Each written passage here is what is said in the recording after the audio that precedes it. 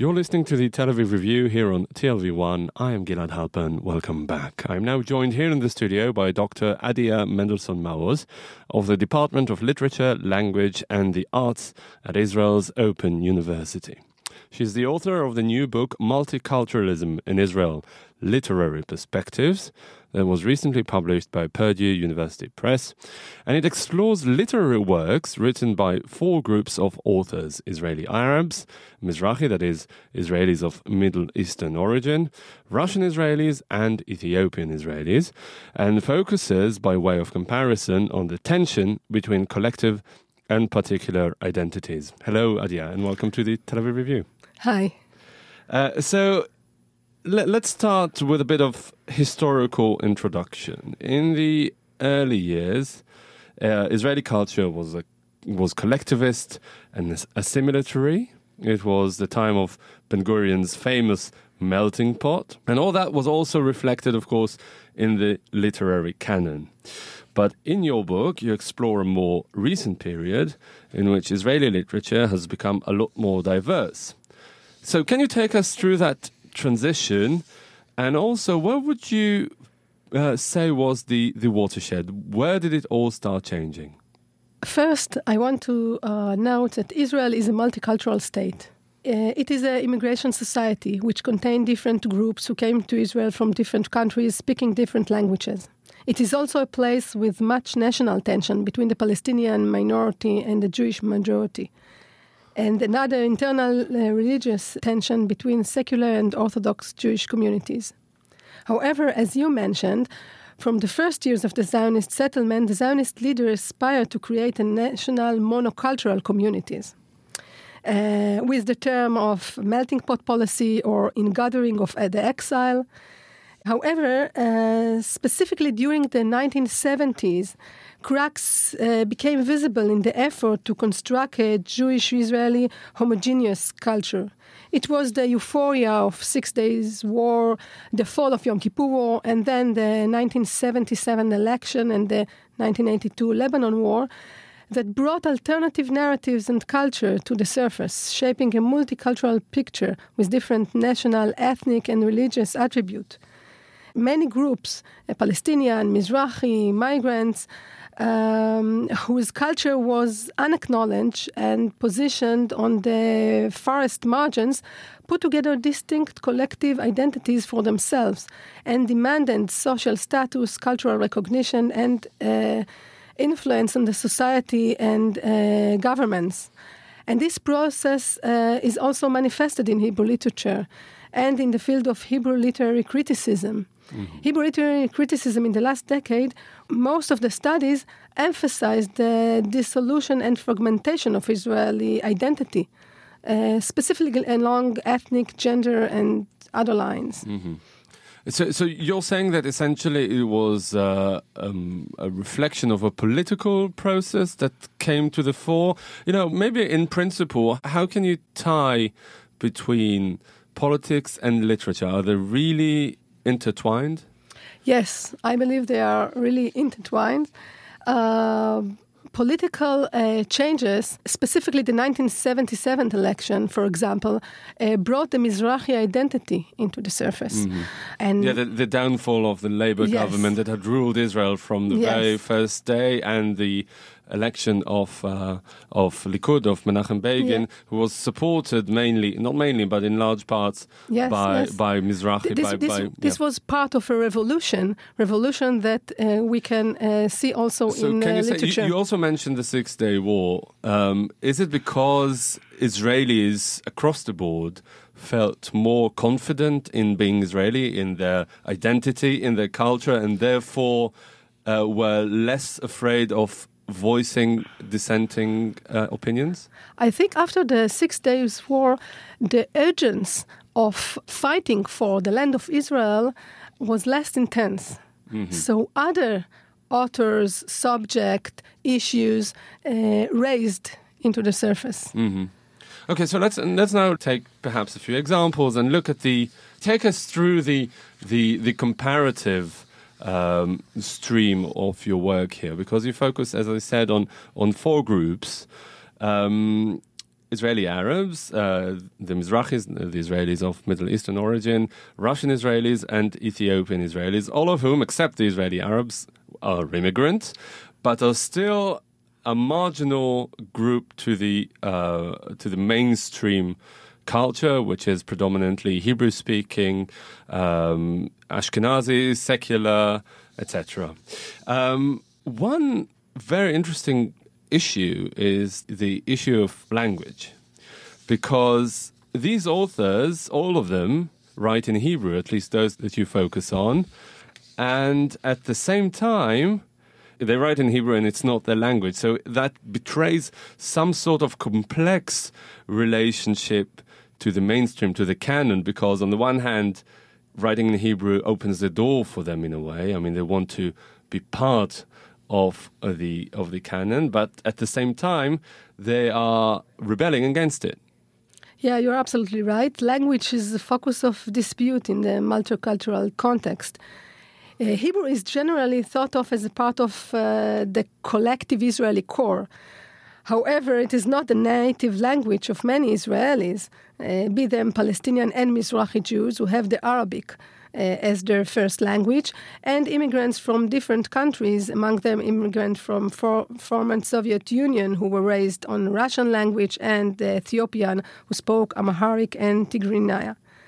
The four groups I discuss and in my book have shown different strategies of confronting the issue of language, and specifically the question of writing in Hebrew. Mm-hmm. We can start with Arab-Palestinian literature in Israel. Which is probably the most interesting, because they weren't invited into this melting pot ever. So for them, it was like, I wouldn't say collaborating with the enemy, but for them, Hebrew is indeed the language of the enemy and of the oppressive majority. Yes. You are right. They were excluded because there is assumption that Arab language is part of the Palestinian national project, while Hebrew is strongly tied to the Zionist national project, of course. And before the State of Israel were founded, Palestinian authors did not write in Hebrew.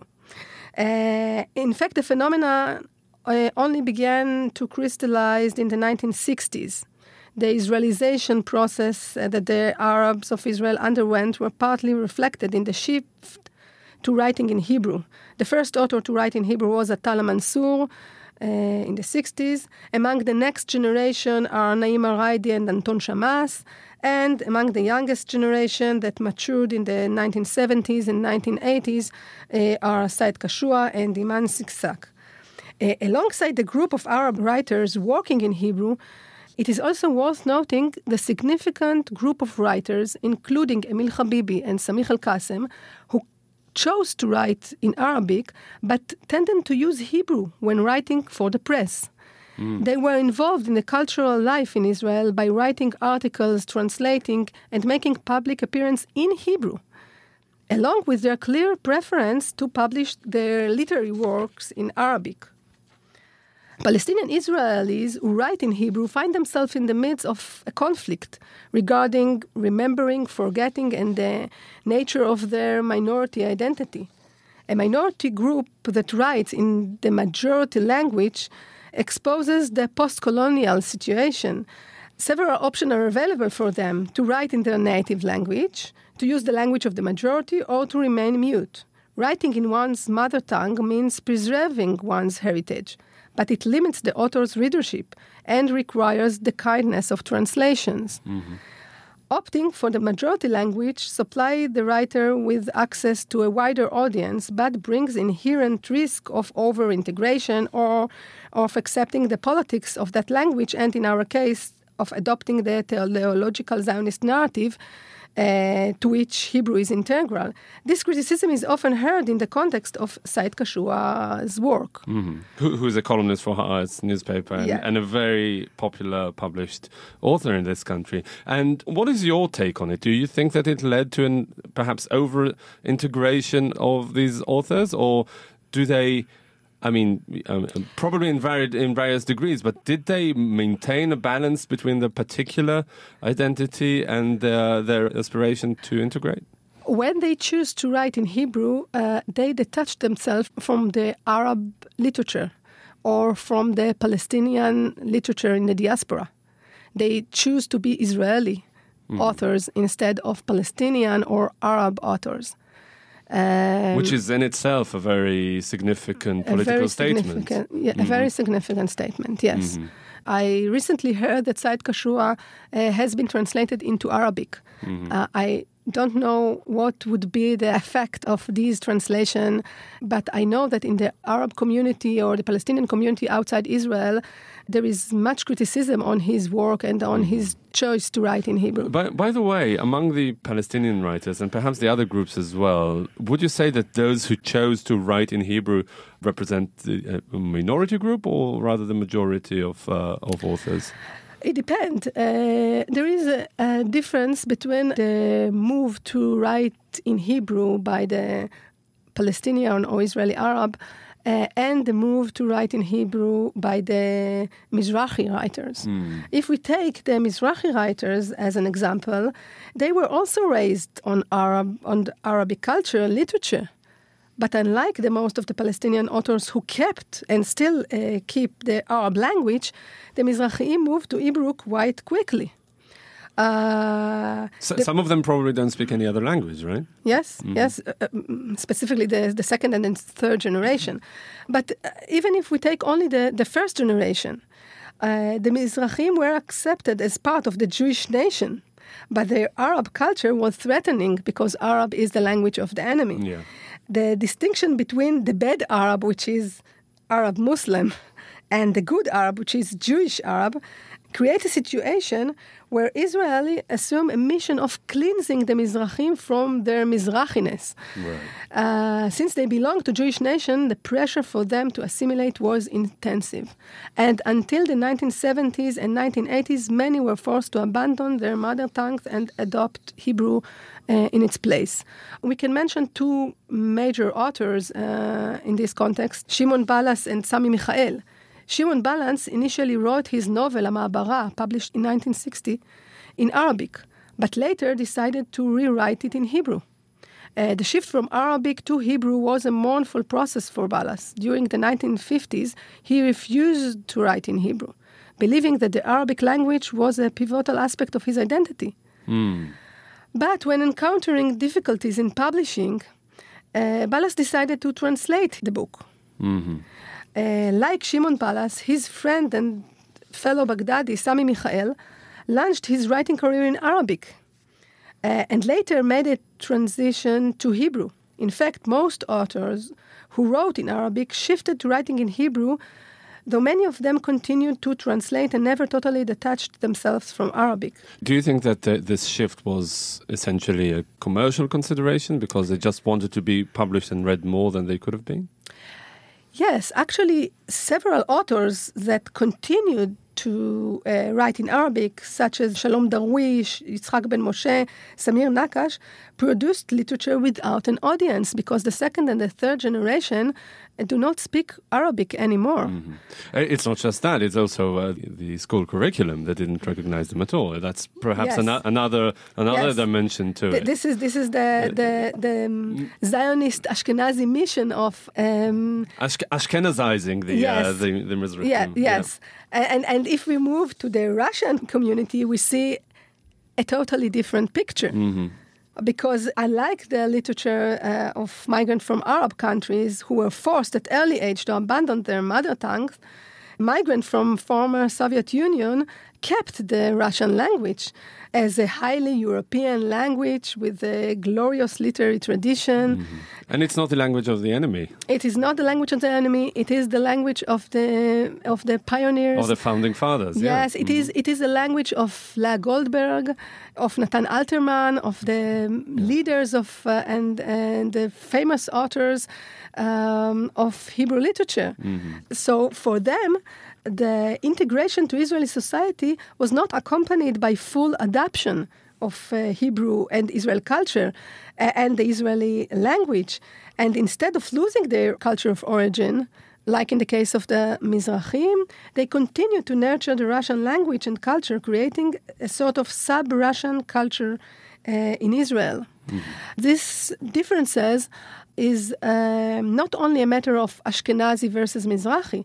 It is also due to the changes in the Israeli society because when the former Soviet Union immigrants came to Israel, they were not subject to the melting pot policy anymore, but to the direct absorption policy, which means... But still, those people chose to write in Hebrew, perhaps because it's easier for them, because they're surrounded by Hebrew anyway, and perhaps Russian for them was a distant memory. Actually, I do not agree with you. Because there is a massive Israeli literature written in Russia today. Actually, much more written in Russian than in Hebrew. Wow. Yeah, probably in a few years, with the second, third generation, it is going to be changed. And this is also an interesting story. The starting point of the immigration wave was in 1970s, and this wave constructed the infrastructure of Russian language Israeli literature. But at that era, it was understood that the art and literature in the USSR were subject to disciplining, and critical text secretly circulated and occasionally smuggled to the West, because it was not always possible to publish it. Yeah. But in Israel, at the same time, during the 1970s, the circumstances were different and everything could be published. And actually, a few very critical texts were smuggled from USSR to Israel and published by an Israeli periodical in Russian. And from this point, Russian literature started flourishing in Israel. And so even before the big wave of immigration in the 1990s, so were there only a few emigres here in Israel? They kind of, they were the standard bearers of the dissidents. Yes. And now it enjoys rich readership in other Russian-speaking community across the world. There are periodicals that are distributed worldwide and read by different Russian communities in the world.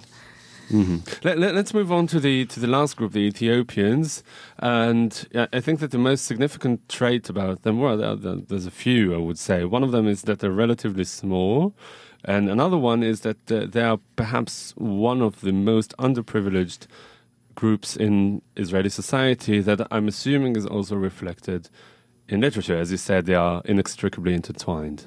Yeah, if we examine the Ethiopian Jew, we can see that in comparison to the literature by immigrants from the former Soviet Union, there is a fundamental inferiority of the Ethiopian literary culture in the Israeli eyes. The roots of Ethiopian culture are highly foreign to the Israeli culture. And in contrast to the gramophonic culture of Russian Jew, the rural culture from which most Ethiopian immigrants came was oral. Furthermore, though Ethiopian Jews were connected to the Jewish tradition and the scriptural narratives that were central to Zionism, they were detached from the event that shaped 20th century Europe, which in this turn influences and fashions Hebrew literature and defined its cultural role. Thus, they were outsiders, and Ethiopian Jews in Israel have written only few books, and a fewer have been published by known publishers. Effort has been made in recent years to translate significant texts of Ethiopian literature into Hebrew. Translated texts such as Hayeled v'Hagesher, The Boys and the Bridge, and Ahava Ad HaKever, Love Onto Crypt, were published by the Association of Encouraging Creativity, Translation and Culture of the Ethiopian Ethnic Group, but of course not by Israeli publishers. Yeah, exactly. It was more of a legacy endeavor than a commercial one. Now, I'd like to ask you, just before we wrap up, to say a few words about another theme that is really palpable here, and that is the question of how these people, as immigrants who have one foot in every camp, how they redefine the concept of home, because this is in many ways what literature is all about. Yes, I think it is a fascinating subject. We like to divide, to make a division between two terms, diaspora and homeland. And diaspora and homeland are seemingly opposite concepts. Constitute the foundation of a historical narrative in which immigrant groups are forced to leave their homeland and live in foreign countries while continuing to dream of returning to their old home. In many cases, the dream of returning to the ancestral land is a vital part of the community, but it remains unfulfilled. Mm-hmm. The Zionist history offered an opportunity to see how entire communities implemented the very dream.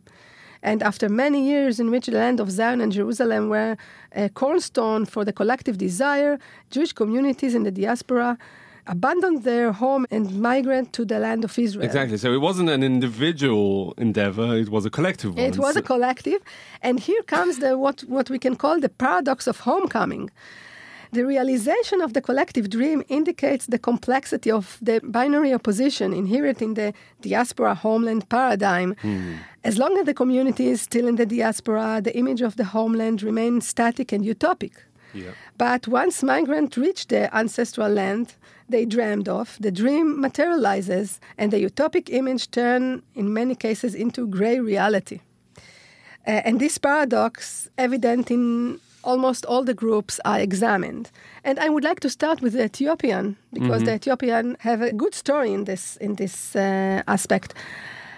The immigration of Beta Israel created a rift between their dream of returning to Jerusalem, a dream that would only be fulfilled after a journey of suffering, and its realization, in which they became an inferior and excluded minority in Israel. Mm-hmm.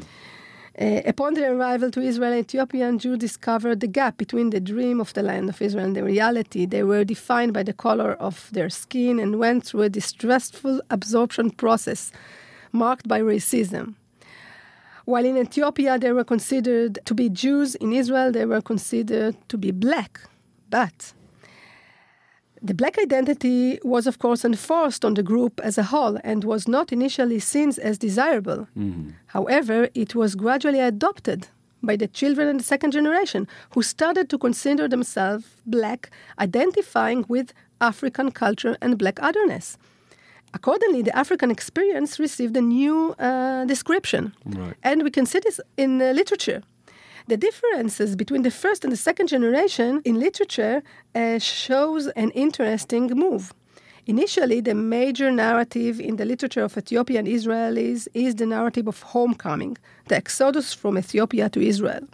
This narrative was linked to the biblical narrative of exodus from Egypt. However, within the young generation, another narrative appears, the narrative of expulsion from the Garden of Eden. Right. The first narrative of exodus from Egypt positioned Israel as an ideal destination.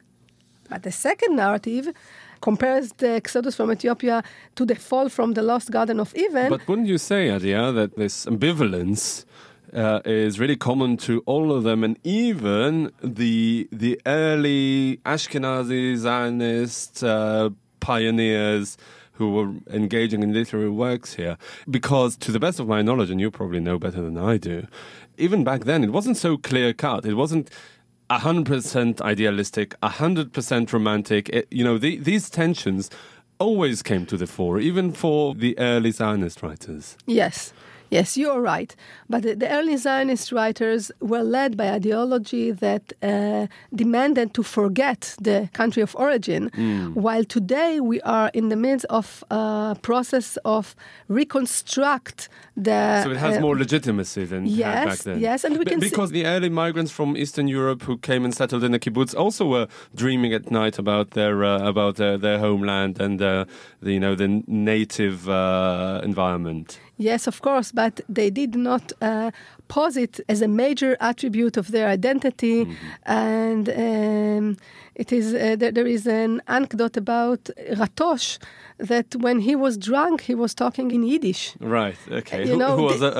We should say about Ratosh, he was an Israeli poet. A neo-Hebrew poet, Canaanite. Yes, someone who wanted to invent himself and reinvent himself as a native, and of course launched this Canaanite movement that was perhaps deliberately nativist movement, right? Is that a good way to describe it? Yes, it is a good way.